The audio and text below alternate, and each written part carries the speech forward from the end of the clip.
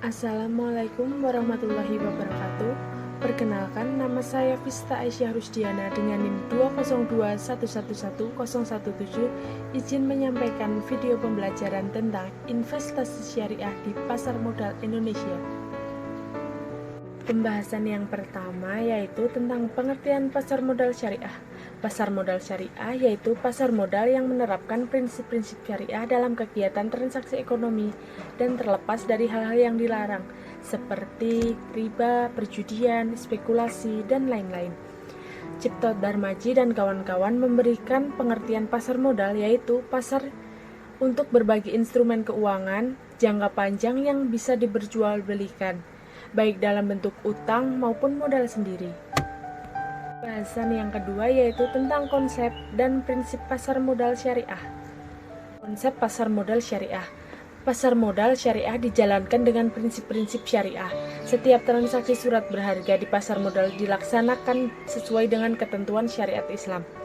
Pasar uang syariah adalah pasar yang dimana diperdagangkan surat berharga yang diterbitkan sehubungan dengan penempatan atau peminjaman uang dalam jangka pendek dan memanage likuiditas secara efisien, dapat memberikan keuntungan dan sesuai dengan syariah.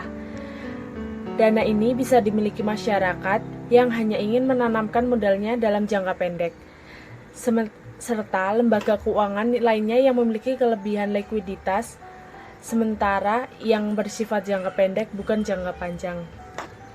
Prinsip pasar modal syariah. Yang pertama, pembiayaan dan investasi hanya dapat dilakukan pada aset atau kegiatan usaha yang halal. Yang kegiatan usaha tersebut adalah spesifik dan bermanfaat sehingga dapat melakukan bagi hasil. Yang kedua, uang adalah alat bantu pertukaran nilai dan pemilik harta akan menerima bagi hasil dari manfaat yang timbul dari kegiatan usaha, maka pembiayaan dan investasi menggunakan harta mata uang yang sama serta pembukuan kegiatan usaha. Yang ketiga, akad yang terjadi antara pemilik harta atau investor dengan pemilik usaha atau emiten dan tindakan maupun informasi yang diberikan pemilik usaha yang tidak boleh menimbulkan keraguan yang dapat menyebabkan kerugian. Yang keempat, pemilik harta atau investor dan pemilik usaha atau emiten tidak boleh mengambil resiko yang dapat melebihi kemampuan karena dapat menyebabkan kerugian, namun sebenarnya berupa kerugian yang dapat dihindari. Yang kelima, pemilik harta atau investor, pemilik usaha atau emiten maupun bursa dan self-regulating organization lainnya tidak diperbolehkan melakukan hal yang dapat mengakibatkan gangguan yang disengaja atas mekanisme pasar, baik dari segi penawaran atau supply maupun dari segi permintaan atau demand. Pembahasan yang ketiga yaitu pelaku pasar modal. Yang pertama yaitu emiten. Emiten adalah perusahaan yang akan melakukan penjualan surat-surat berharga atau melakukan emisi di bursa. Yang kedua, perusahaan pengelola dana atau investment company. Perusahaan pengelola dana adalah perusahaan yang beroperasi di pasar modal dengan mengelola modal yang berasal dari investor.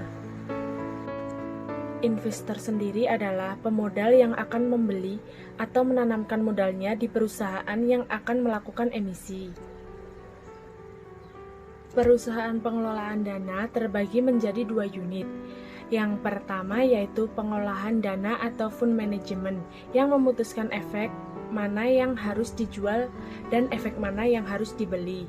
Dan yang kedua, penyimpanan dana atau kustodian yang melaksanakan penjualan atau pembelian serta melakukan penagihan keuntungan kepada emiten. Pelaku pasar modal yang ketiga yaitu reksadana. Reksadana adalah suatu wadah di mana masyarakat dapat menginvestasikan dananya dan oleh pengurusnya, yaitu manajer investasi. Dana tersebut diinvestasikan ke portofolio efek. Portofolio efek adalah kumpulan atau kombinasi sekuritas, surat berharga atau efek atau instrumen yang dikelola. Reksadana syariah adalah lembaga intermediasi yang membantu surplus unit untuk melakukan penempatan dana untuk diinvestasikan. Tujuannya untuk memenuhi kebutuhan kelompok investor yang ingin memperoleh pendapatan investasi dari sumber dan cara yang bersih dan dapat dipertanggungjawabkan secara agama serta sejalan dengan prinsip-prinsip syariah. Sedangkan reksadana syariah adalah lembaga intermediasi yang membantu surplus unit melakukan penempatan dana untuk diinvestasikan.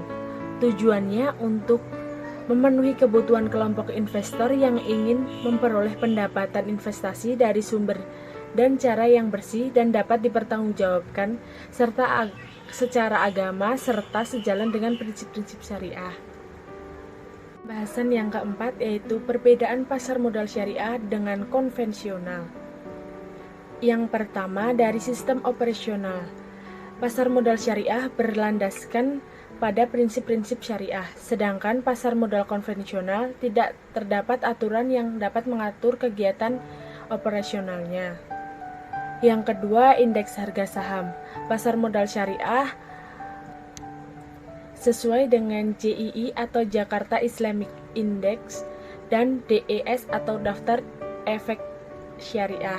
Sedangkan pasar modal konvensional berdasarkan IHSG, LQ45, dan Kompas 100. Yang ketiga, landasan hukum. Pasar modal syariah berlandaskan Al-Quran dan hadis ditambah dengan fatwa Dewan Syariah Nasional. Sedangkan pasar modal konvensional berlandaskan Undang-Undang Nomor 8 Tahun 1995. Yang keempat, pengawas. Pasar modal syariah diawasi oleh DSN atau Dewan Syariah Nasional, sedangkan pasar modal konvensional tidak diawasi oleh DSN. Yang kelima, instrumen. Pada pasar modal syariah, instrumennya yaitu saham, obligasi syariah, dan reksadana syariah. Sedangkan pada konvensional yaitu saham, obligasi, dan instrumen turunan atau derivatif, opsi, right, waran, dan reksadana. Yang keenam, mekanisme transaksi. Dalam pasar modal syariah, mekanisme transaksi pembeli dan penjual saham tidak boleh melakukan secara langsung dan melalui jasa broker atau pialang. Hal ini dikarenakan apabila menggunakan jasa broker ditakutkan adanya permainan harga. Kalau di pasar modal konvensional dapat melakukan jual beli saham secara langsung dengan menggunakan jasa broker atau pialang. Bahasan yang kelima yaitu mekanisme penawaran umum. Penawaran umum adalah kegiatan penawaran saham atau efek lainnya yang dilakukan oleh emiten untuk menjual saham atau efek kepada masyarakat berdasarkan tata cara yang diatur oleh Undang-Undang Pasar Modal dan peraturan pelaksanaannya.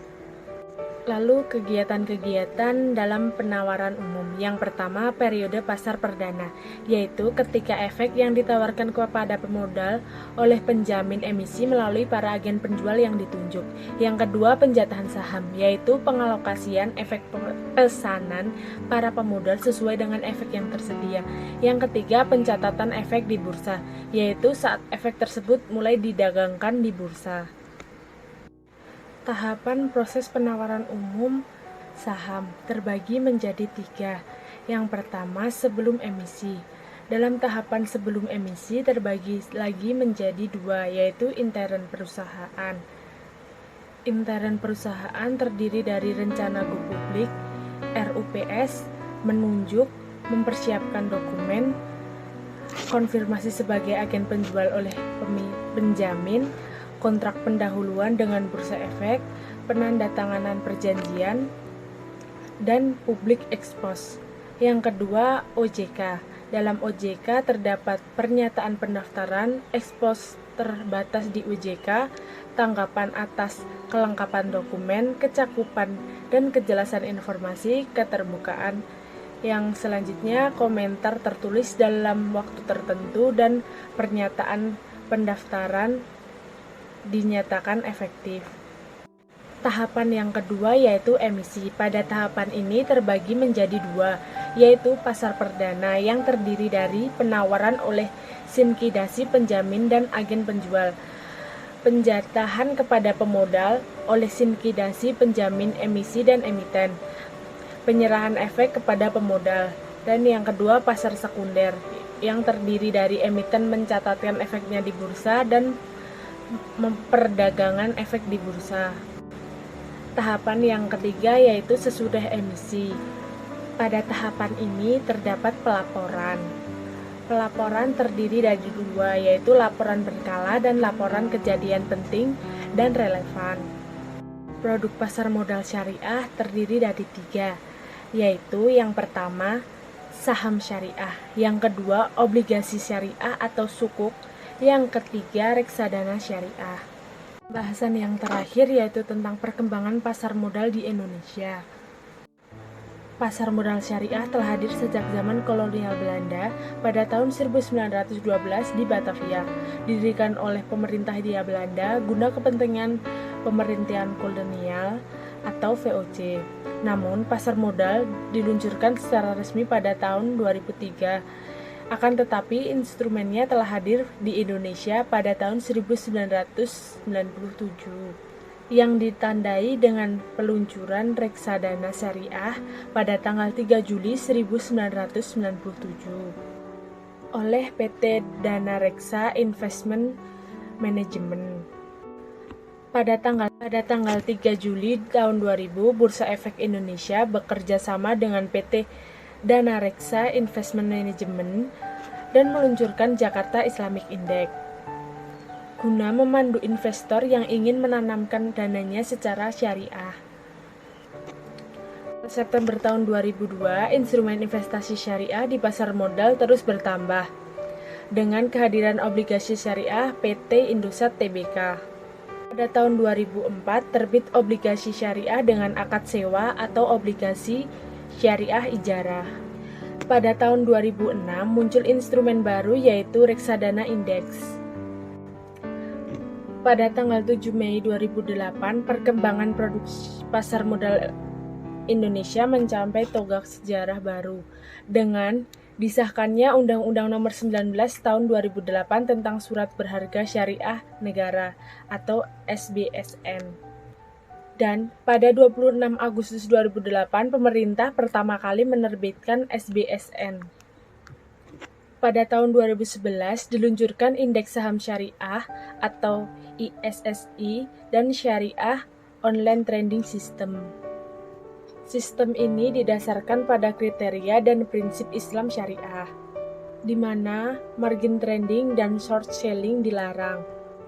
Portofolio yang terpisah, transaksi harus tunai, dan tidak bertransaksi pada saham yang haram, melainkan hanya bertransaksi pada saham syariah. Equity fund dan indeks saham secara luas yang mengikuti ketentuan syariah lebih dahulu diluncurkan di Amerika.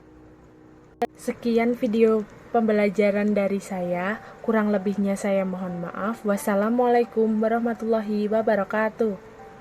Terima kasih.